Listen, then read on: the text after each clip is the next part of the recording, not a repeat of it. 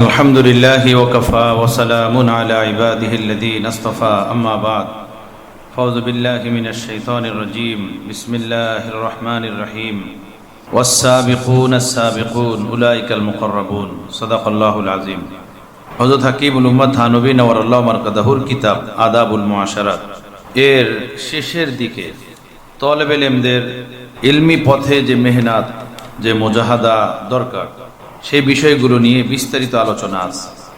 দেখো এখানে হাজারো কথা কয়টা শোনানো যায়। এগুলো উচিত আমাদের নাস্তা খানা খাদ্য ভালো দামি কাপড় চোপড় না পড়ে এই সমস্ত কিতাব কিনে এর থেকে ইলমে দ্বীন আকাবেরদের জিন্দেগি জানা শেখা। যত খাবা এগুলো খাওয়ার পরে ফুজলা হয়ে যায়, পেশাব পায়খানা হয়ে যায়। কাপড় পরা হয় 6 মাস 1 বছরের মাথায়, ওইটা সিরা ফাইরা ফালাই দেওয়া হয়, তাই না?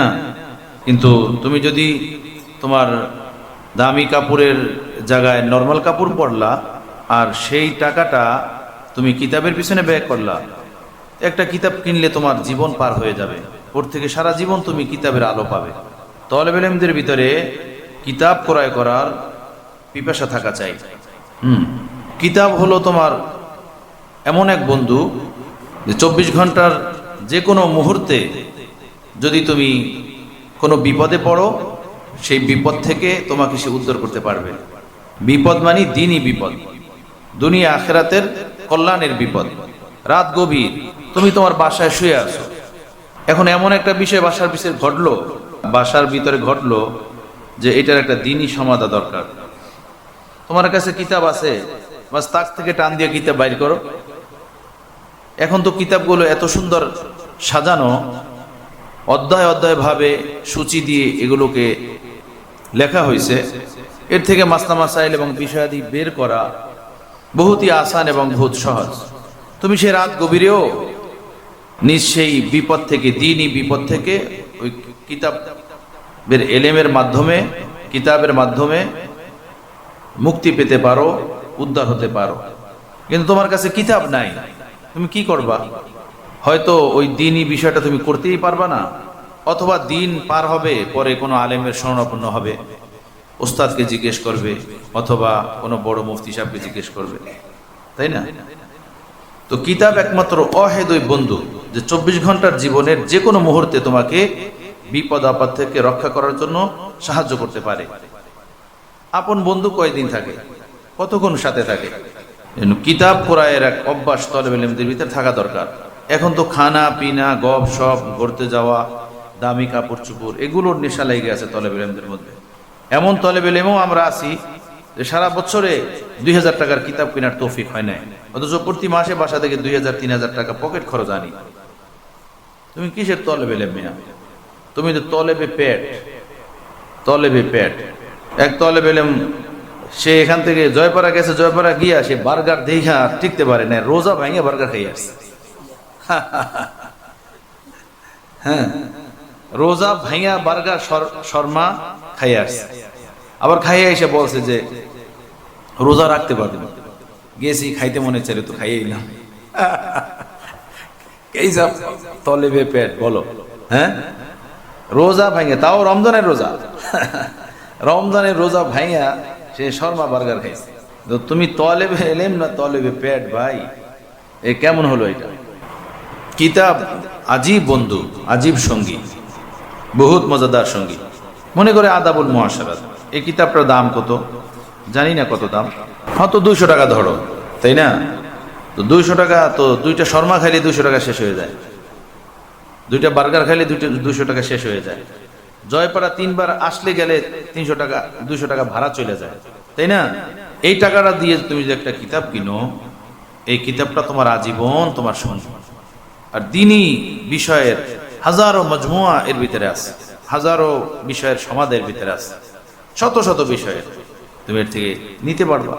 এখন শুধু খাওয়া দাওয়া, চানাচুর বিস্কিট এই সেই দিয়ে টেরাং ব্যাগ ভর্তি থাকে, সারা বছরে 2 টাকার কিতাব কেনে না। এইসব মেজাজ ঠিক না।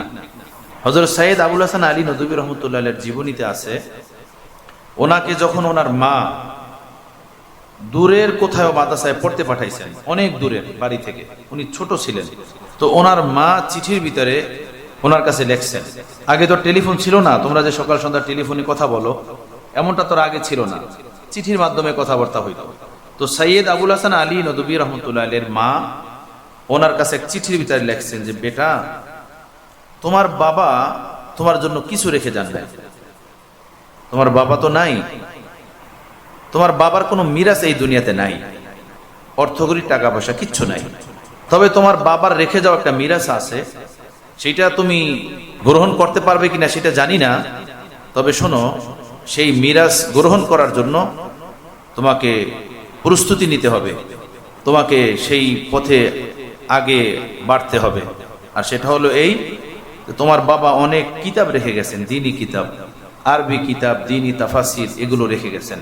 তোমার বাবার মিরাস সূত্রে তুমি কিতাব পেয়েছো কিছু, এবং তুমি যদি লেখাপড়া করে ভালো আলেম হতে পারো, তাহলেই তোমার বাবার রেখে যাওয়া এই মিরাস থেকে তুমি উপকৃত হতে পারবে।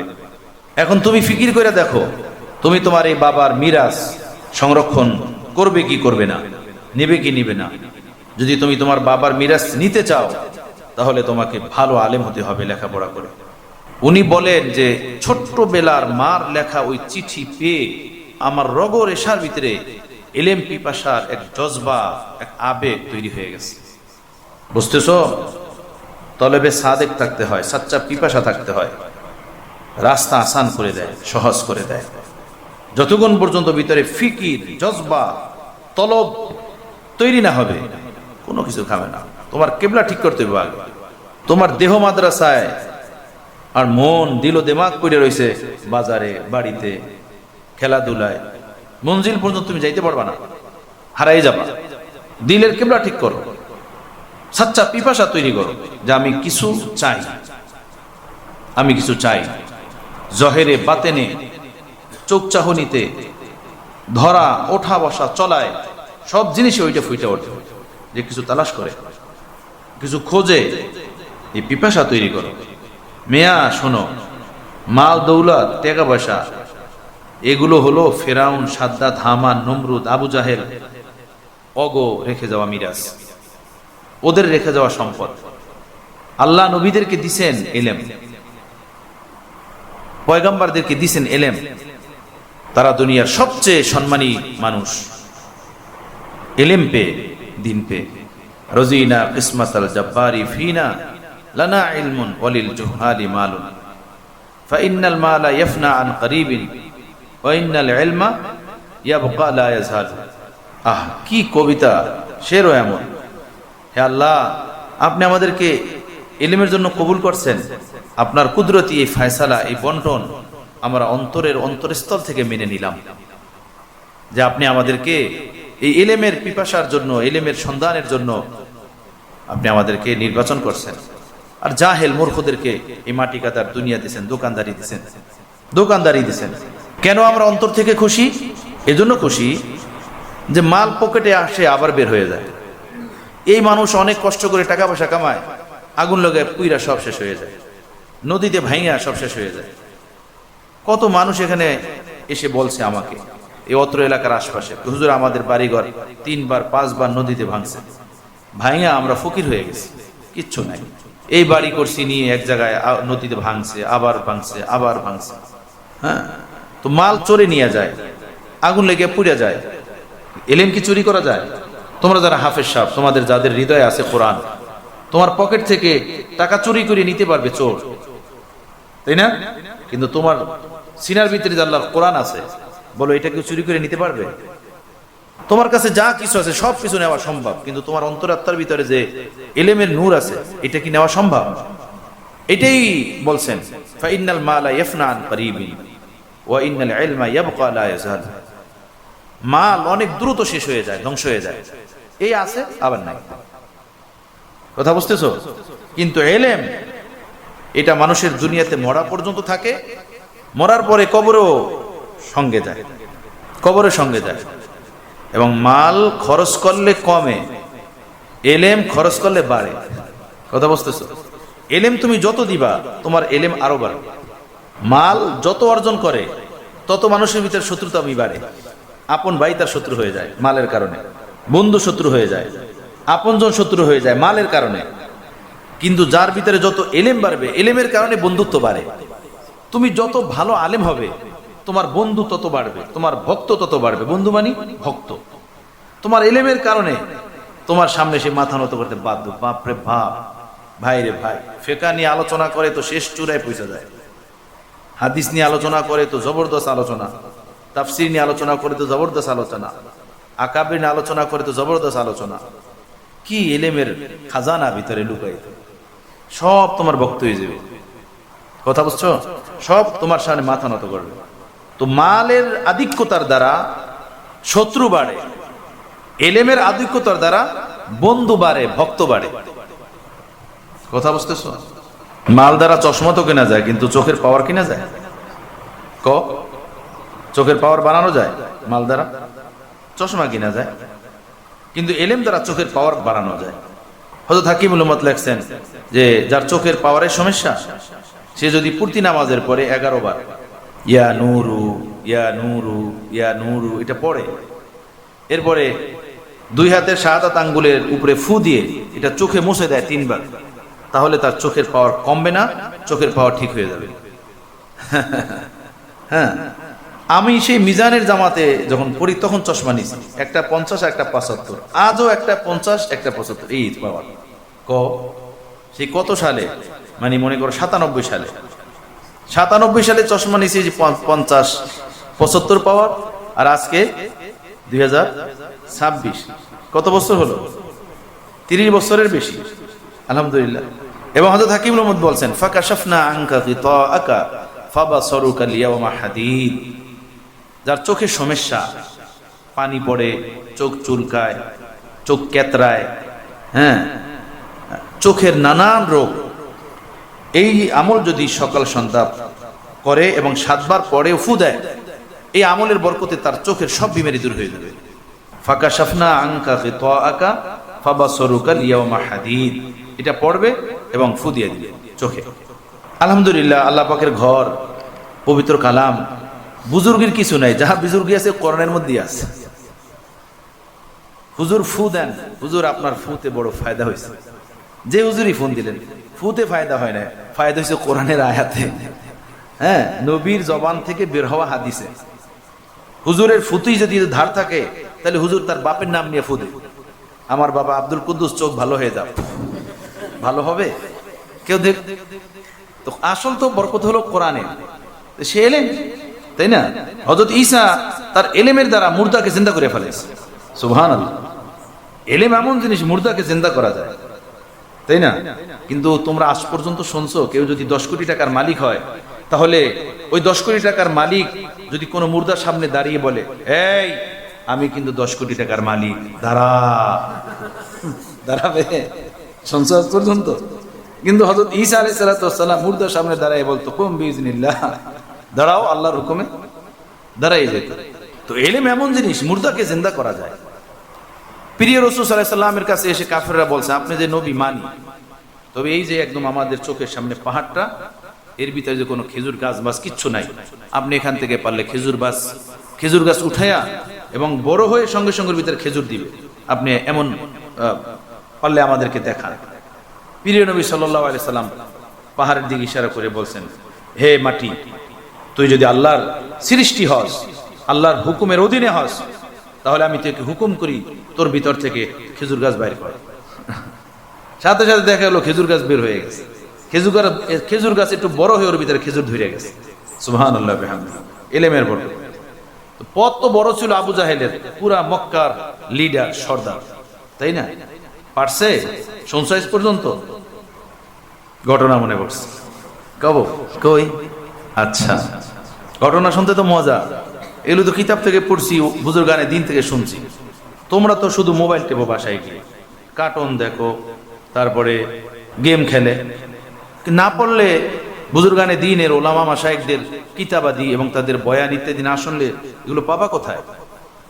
আরে ভাই, উর্দুখানা থেকে নিয়ে দাওরা পর্যন্ত কিতাব পড়া হয় সর্বোচ্চ 110 থেকে 10 থেকে 15টা, তাও দর্শিয়া তোমাদের নাহু পড়া, সরফ ভরা, সিগা ভরা, এটি দিয়ে কতটুকু কামান যায়? বুঝো না? উর্দুখানা থেকে দাওরা পর্যন্ত যে কিতাবগুলো দর্শিয়াতে পড়ানো হয় 100 কিতাব, 110-15টা কিতাব, তাই না? বুজুর্গানে দিনের জীবনীতে, আত্মকাহিনীতে, তাদের বয়ানে অনেক কথা থাকে, হাজারো কথা থাকে। এখন শোনো, যদি ঘটনা ইসরায়েলি রেওয়ায়েত, তবে শিক্ষণীয় যেহেতু এজন্য বলা। ইসরায়েলি রেওয়ায়েত যেটা নসিহত পূর্ণ হয় সেটা বর্ণনা করতে প্রিয় নবী সাল্লাল্লাহু আলাইহি সাল্লাম পারমিশন দিয়েছেন। ওয়াহাদিসু আন বনি ইসরাইল লা হারাজ, এরকম হাদিসে আছে। আও কামা ক্বালা রাসূলুল্লাহ সাল্লাল্লাহু আলাইহি সাল্লাম, যে বনি ইসরাইল থেকে শিক্ষণীয় ঘটনাগুলি বর্ণনা করো, তাতে কোনো সমস্যা নেই। ঘটনা হলো এই যে দেখো, ফিরআউন ওই মিশরের মতো ছোট্ট একটা রাজ্যের রাজত্ব পেয়ে এত দাম্ভিকতায় লিপ্ত হয়েছে, এত অহংকারে লিপ্ত হয়েছে, ও বলা শুরু করছে আনা রব্বুকুমুল আলা, হে মিশরবাসী, আমি হলাম তোমাদের সবচেয়ে বড় রব, বড় খোদা। এই এতটুকু একটা রাজ্যের রাজত্ব পেয়ে, এতটুকু দেশের বাদশা হয়ে সে দাম্ভিকতায় এমন ভাবে পড়ছে, সে নিজেকে সবচেয়ে বড় রব দাবি করা শুরু করলো। তো একবার এমন হয়েছে যে বৃষ্টি বন্ধ হয়ে গেছে, বৃষ্টি হয় না। তো ফিরআউন বলতো ইন্না হাদান নাহার ইয়াজরি ফি তাহতা কদামি, এই যে দরিয়ায় নীল দেখো, এ আমার পায়ের নিচ দিয়ে প্রবাহিত হয়, আমার হুকুমে প্রবাহিত হয়। এটাও গৌরবের সাথে বলতো। আর এমন আয়াত কোরআন শরীফে আছে যে এই দরিয়ায় নীল আমার হুকুমে প্রবাহিত হয়। আল্লাহ বলেন তোর হুকুমে প্রবাহিত হয়, দাঁড়া, এর ভিতরে তোরই সুবাইয়া মারব, অপেক্ষা কর, তাই না? অপেক্ষা কর। তো যে দরিয়ায় নীল ওর হুকুমে প্রবাহিত হয়, ও বলতো আল্লাহ তাআলা সেই দরিয়ার নীলের ভিতরে ওরে চুবাইয়া মারছে। ওরে যখন জিবরাইল চুবানো শুরু করলো, তো ও বলা শুরু করলো আনা আমানতু বিরব্বি মূসা ওয়া হারুন, আমি হারুন এবং মূসার রবের উপরে ঈমান আনলাম। তখন আল্লাহ তাআলা বললেন, এই জাহেল শয়তান, ও যেন আমার পবিত্র নামই না নিতে পারে, ওরে কাদার ভিতরে চাইপা ধর, মুখ কাদার ভিতরে চাইপা ধর, আর মুখে কাদা ঢুকাই দে। তো হযরত জিবরাইল আলাইহিস সালাতু ওয়াস সালাম এবং মিকাইল ওর মুখের ভিতরে কাদা ঢুকাই দিয়েছে, আর ওরে ওই নীল দরিয়ার কাদার ভিতরে যাইতে ধরছে ওরে। তো যেইটারে ও বলতো যে আমার হুকুমে প্রবাহিত হয়, সেইটার ভিতরে ওরে চুবাইয়া মারছে। সেইটার ভিতরে চুবাইয়া মারছে। তো গৌরবের সাথে বলতো এই দরিয়ায় নীল আমার হুকুমে প্রবাহিত হয়, এই মেঘমালা আমার হুকুমে বৃষ্টি দেয়। একবার দীর্ঘদিন পর্যন্ত বৃষ্টি বন্ধ, বৃষ্টি নাই। বৃষ্টি নাই তো কৃষকরা কোনো কৃষি কাজ করতে পারতেছে না, সকলে বড় পেরেশান। কিরে ভাই, বৃষ্টি হয় না। সবাই বলো চল আমরা আমাদের খোদার কাছে যাই, খোদার কাছে গিয়ে বলি খোদা বৃষ্টি থামাইছেন কেন, বৃষ্টি দেন, আমাদের তো কোনো ফসলই হয় না, সব ফসল বন্ধ হয়ে যেতেছে। সব কৃষকরা মিলা ফিরআউনের দরবারে আসছে, এসে বলল খোদা আপনি তো আমাদের খোদা, আপনার কারণেই তো আমরা পয়সা আছি, এইবার যে আপনি বৃষ্টি দিলেন না, আমাদের তো সব ফসল শেষ, বৃষ্টি হইতেছে না, খোদা আপনি বৃষ্টি দেন। তো ফিরআউন বলল ঠিক আছে যা, আজকে রাত্রে বৃষ্টি হবে, যা আজকে রাত্রে বৃষ্টি দিব। লোকেরা সব চলে গেছে। এখন সন্ধ্যা হইতেই ওর মাথা গরম হওয়া শুরু হয়েছে যে বৃষ্টি কেমনে দিব। অদাজে করলাম যে আজকে রাত্রে বৃষ্টি হবে, তো বৃষ্টি যদি না হয় তো কালকে তো আবার কৃষকরা আসবে, বা কৃষকরা এটাই ভাবে যে খোদা আমাদের সাথে মিথ্যা কথা বলছে, কি করা যায়, তাই না? বহুত মুশকিল মুআমালা। টেনশন মাথার ভিতরে এমন ভাবে জমছে, ও নিজের ঘরে আর থাকতে পারে না। ঘর থেকে বের হয়ে এক পাহাড়ের গুহার দিকে চলে গেছে। গুহায় গিয়ে গুহার ভিতরে ঢুকছে, এরপরে নিজের সব কাপড় চোপড় খুলছে, ল্যাঙ্গুটি ছাড়া। ল্যাঙ্গুটি বোঝো তো, ছোট পোলাপান যে বারবার পায়খানা করে না, ওইটা আটকানোর জন্য ওই প্যাম্পাস, এখন না নতুন প্যাম্পাস আসছে বেড়া, আগে তো প্যাম্পাস ছিল না। আগে তো প্যাম্পাস ছিল না, মায়েরা ছোট ছোট কাঁথা বানাইতেন, হ্যাঁ, ওইটা ওই সুন্দর মতো পেঁচাই দিত পায়জামার নিচে, প্যান্টের নিচে, হ্যাঁ, ছোট ছোট কাঁথা বানাইতেন। আবার দুই দিকে এরকম ইয়া করতেন, ছিদ্র দিয়ে দিতেন, গিট্টু দিয়ে দিতেন, ওইটা লেঙ্গুটি বলে এক ভাষায়। তো ওই ফেরাউন ওই লেঙ্গুটি ছাড়া সব খুলে ফেলেছে, কইলা গর্তের ভিতরে ঢুইকা পা উপর দিকে করে, হ্যাঁ, মাথা নিচের দিকে দিয়ে এরপরে হাত পা ভেবে সরাইয়া বলতেছে, হে খোদা আসমানের মালিক, আসল খোদা তো আপনি। আমি তো জানি যে আসল খোদা আপনি, কিন্তু আমি একটু দাবি করে ফেলাইছি, শাস্তি যা দিয়েন কিয়ামতে আমারে দিয়েন, দুনিয়াতে আপনি আমার মানিজাত বাকি রাখেন দুনিয়াতে।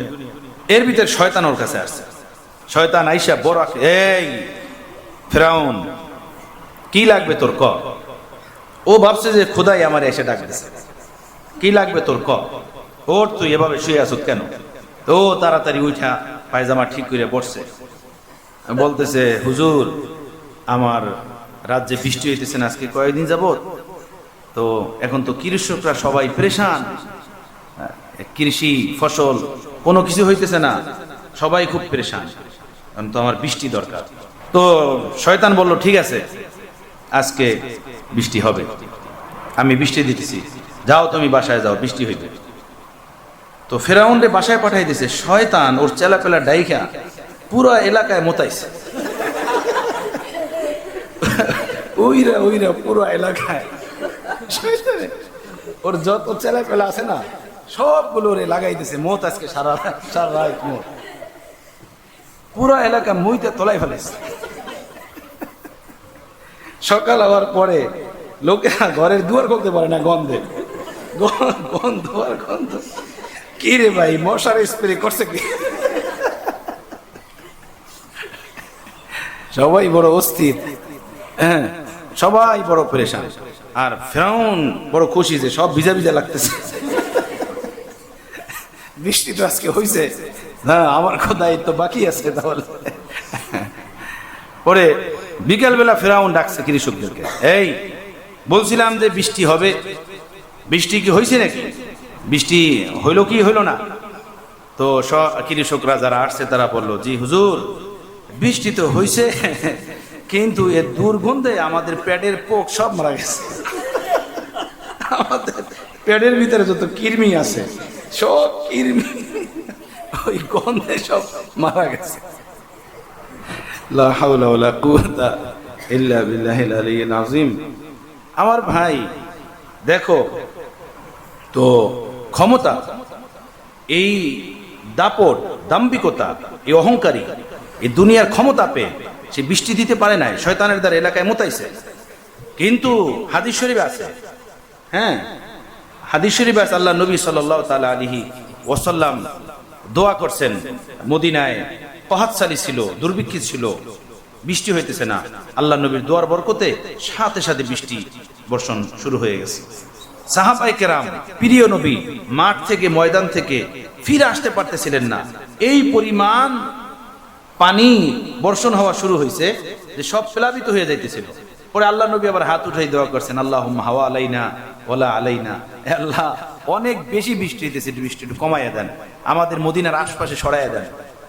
হাদিস শরীফে ঘটনা আছে, আল্লাহ নবী দোয়া করছেন, তো বৃষ্টিতে পুরা মাঠ ময়দান সব ভরে গেছে। সুবহানাল্লাহ বিহামদিহি। ইলমের দ্বারা তো বৃষ্টি নামানো যায়, ইলম যার ভিতরে আছে সে কোনো জিনিস যদি চায় ওই ইলমের বরকতে আল্লাহ তাআলা এটা দিতে প্রস্তুত। হযরত সুলাইমান আলাইহিস সালামের কাছে বিলকিস গেছিল, হ্যাঁ বিলকিস যখন গেছিল তো বিলকিস যায় না, মূলত বিলকিসকে ডাকাইছেন হযরত সুলাইমান।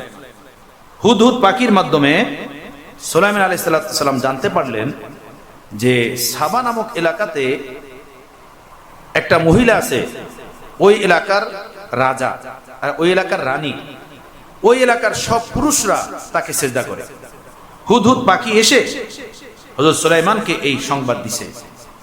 আর এই কথা সূরাতুস সাবা কোরআন শরীফের ভিতরে আছে, সেখানে পুরো তাফসীরে উল্লেখ আছে, তোমরা যখন আলেম হবে সেখানে তোমরা পড়বে। তো হযরত সুলাইমান আলাইহিস সালাতু সালাম এই সংবাদ পাওয়ার পরে তো উনি চিঠি পাঠাইছেন এই হুদহুদ পাখির মাধ্যমে। চিঠি পেয়েছে বিলকিস, চিঠি পেয়ে তার মন্ত্রী পরিষদের সাথে পরামর্শ করছেন যে আমার কাছে চিঠি পাঠানো হয়েছে, হ্যাঁ আমাকে ফরমাবরদার ও মুতি হয়ে তার দরবারে যেতে বলা হয়েছে, আমি যদি না যাই তো সে আমার এই রাজ্যের উপরে আক্রমণ করবে, হামলা করবে। এই ব্যাপারে হে মন্ত্রী পরিষদ আপনারা কি বলেন? তো বিলকিসের সব মন্ত্রী পরিষদের লোকেরা বলল, হ্যাঁ নাহনু উলু কুওয়া, আমরা বড় শক্তিশালী এক ফৌজ, সৈন্যবাহিনী, আপনি কোনো ভয় পায়েন না। সুলাইমান যদি আমাদের এই রাষ্ট্রের উপরে হামলা করতে আসে তো আমরা দেখব, আমরা আমাদের সৈন্যবাহিনী নিয়ে আমরাও তার সাথে মোকাবেলা করব। কিন্তু বিলকিস ছিলেন বড় বুদ্ধিমান, রানী ছিলেন বড় বুদ্ধিমান ছিলেন। তো উনি বললেন, ইন্নাল মুলুকা ইদা দাখালু ক্বরিয়াতান আফসাদুহা ওয়া জাআলু আইজ্জাতা আহলিহা আদিল্লাহ। সুবহানাল্লাহ।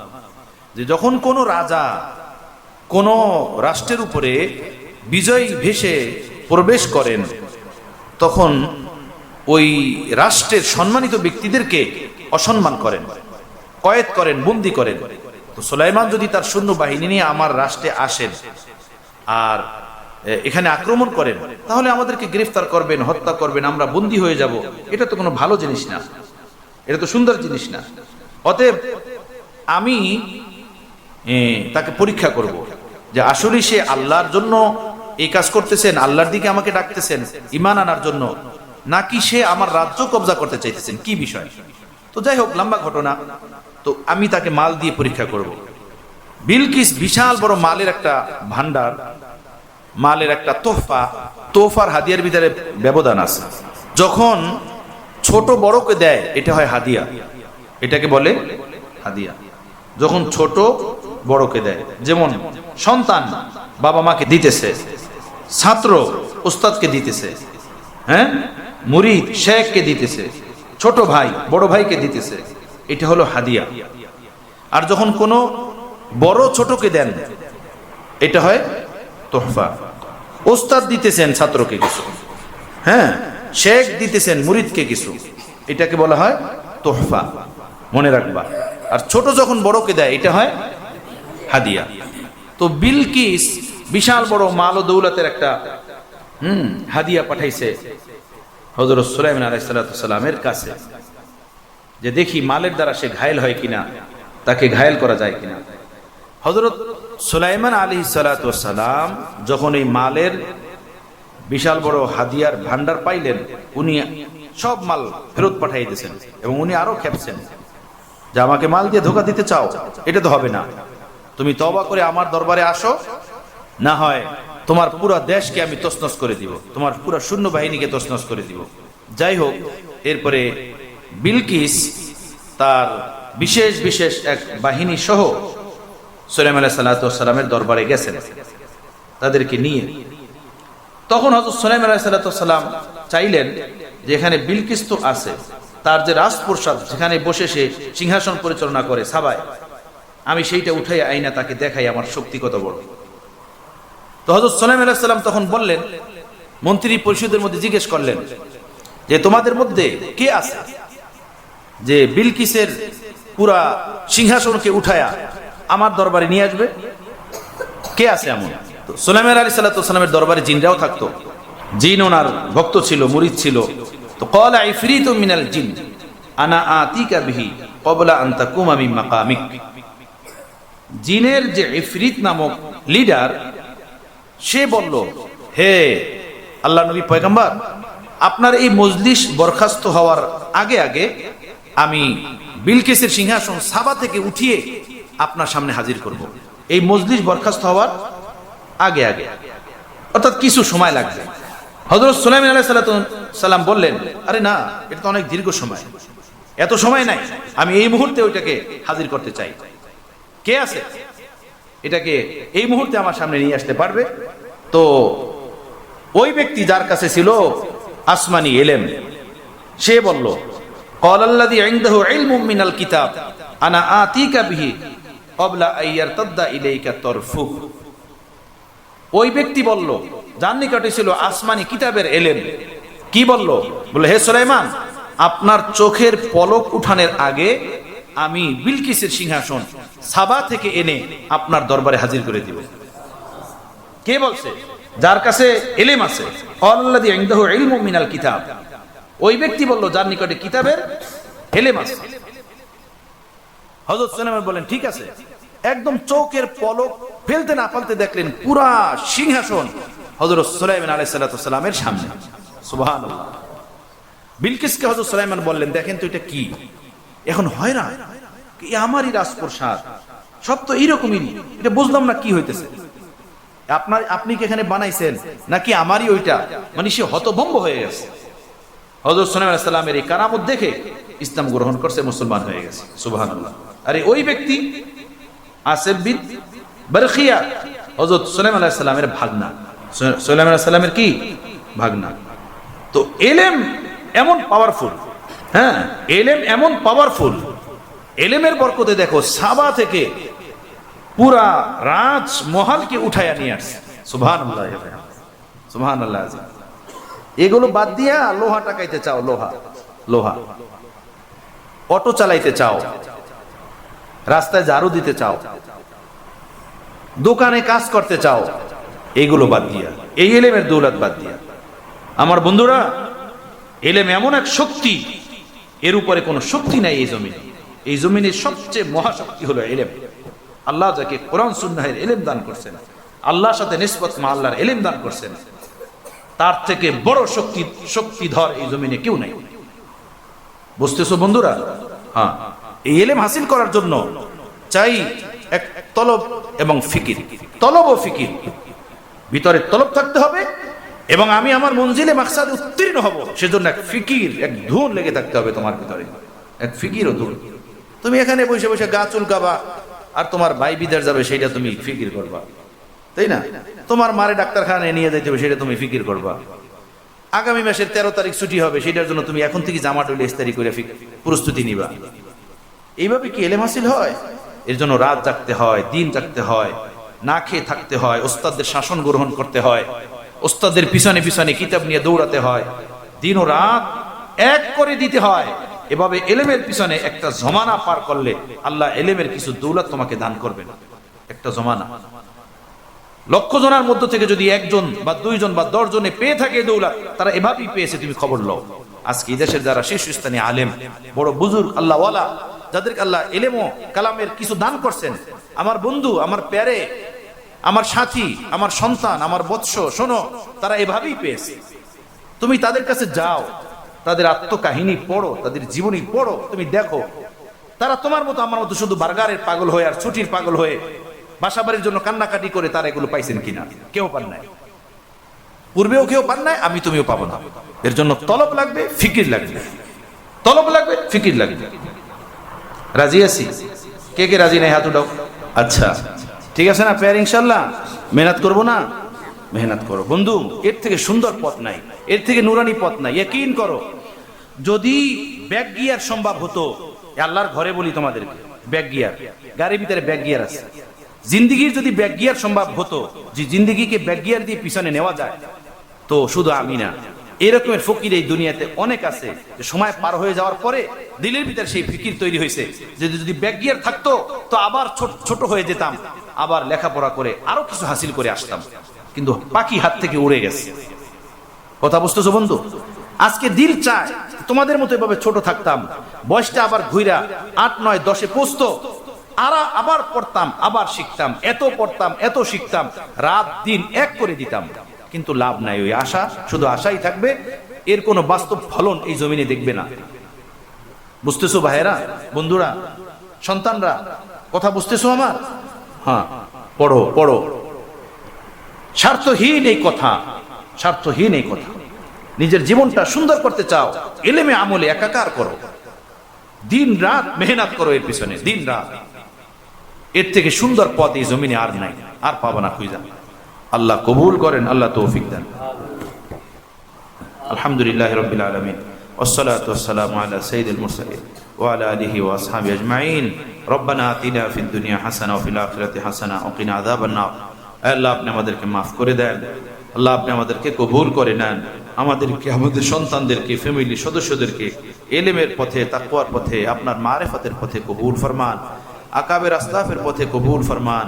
ইখলাস দেন, তাকওয়া দেন, আবদিয়ত দেন, মারিফত দেন, দর্দে দিল দেন। আল্লাহ আপনার ইশকে ডুবা, মারিফতে ডুবা জিন্দেগি আপনি আমাদেরকে দান করেন।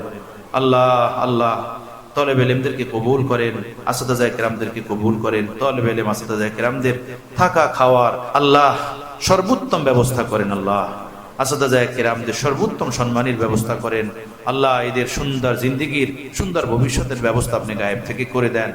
আল্লাহ এই দুনিয়ার অর্থ করি কাফের বেঈমানরা কত ভোগ করে, আল্লাহ আপনি আপনার প্রিয় বান্দাদেরকেও দান করেন।